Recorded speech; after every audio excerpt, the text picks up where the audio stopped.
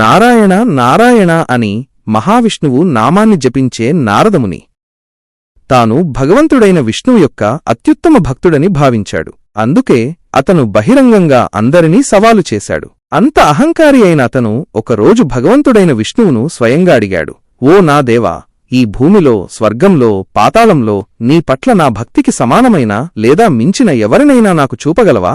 భగవంతుడైన విష్ణువు చిరునవ్వుతో నారదమునిని ఒక గ్రామంలోని మట్టి గుడిసెకు తీసుకువెళ్లాడు. గుడిసెవైపు వేలు చూపిస్తూ భగవంతుడైన విష్ణువు అన్నాడు, ఓ నారద, ఆ గుడిసె లోపల నా గొప్ప భక్తుడు నివసిస్తున్నాడు. లోపల ఎవరు నివసిస్తున్నారో ఆ వ్యక్తి తనకంటే ఎందుకు గొప్పవాడో తెలుసుకోవడానికి నారదుడు ఆసక్తిగా వేచియున్నాడు. ఆ గుడిసెలో నివసించే వ్యక్తి కార్యకలాపాలను రోజంతా గమనించాలని అతను నిర్ణయించుకున్నాడు. మరుసటి రోజు తెల్లవారుజామున ఒక వృద్ధుడు గుడిసె నుండి బయటకు వచ్చి సమీపంలోని నదిలో స్నానం చేయడానికి వెళ్లాడు. స్నానం చేస్తూ హరే రామ హరే రామ రామ రామ రామ హరే హరే, హరే కృష్ణ కృష్ణ కృష్ణ కృష్ణ హరే హరే అని అతను కొన్నిసార్లు చెప్పడం విన్నాడు. స్నానం చేసిన తరువాత ఆవును పిండడం, పొలాన్ని దున్నడం, విత్తనాలు చల్లడం వంటి దైనందిన పనులలో అతను నిమగ్నమయ్యాడు. ప్రతి పనిలోనూ హరే రామ హరే కృష్ణ అని అతను కొన్నిసార్లు జపించడం నారదుడు విన్నాడు. సూర్యాస్తమయం తరువాత అతను రాత్రి భోజనం చేసి నిద్రకు వెళ్లాడు. నారదుడు కోపంగా ఉన్నాడు. భగవంతుడైన విష్ణువు వద్దకు వెళ్లాడు. నారదుడు భగవంతుడిని అడిగాడు, ప్రార్థించడానికి సమయం కేటాయించని, ధ్యానించని, ఆలయానికి కూడా వెళ్ళని, తన దీనమైన ఇంటిలో మీ విగ్రహం కూడా లేని ఈ బలహీన వృద్ధుని భక్తితో నా భక్తిని ఎలా పోల్చగలరు? అతను తన రోజువారీ పనులు చేస్తున్నప్పుడు హరే రామ హరే కృష్ణ అని కొన్నిసార్లు మాత్రమే చెబుతున్నాడు. మీరు అతనిని మీ గొప్ప భక్తుడిగా భావిస్తున్నారా? మరోవైపు నేను మీ నామాన్ని ఎల్లప్పుడూ జపిస్తూనే ఉంటాను. మహావిష్ణువు ఏమీ మాట్లాడలేదు. బదులుగా నారదుడికి నూనెతో నిండిన ఒక ఇత్తడి పాత్రను ఇచ్చాడు. ప్రియమైన నారదా, ఆ గుడిసె దగ్గర ఒక చిన్న కొండ ఉంది. ఈ నూనె పాత్రను మీ తలపై ఉంచి ఆ కొండ చుట్టూ 3 సార్లు తిరగండి.